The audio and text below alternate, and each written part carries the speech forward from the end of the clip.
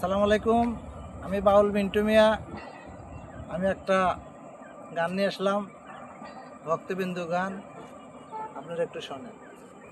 হা high ওই এসো হে শাখা করো গো দেখা, এসো হে শাখা করো গো দেখা, ওই ডাকছে তোমায় চিকন কালায়া, এসো হে শাখা করো হে দেখা, এসো হে শাখা করো গো দেখা, ডাকছে তোমায় চিকন কালায়া, এসো হে শাখা।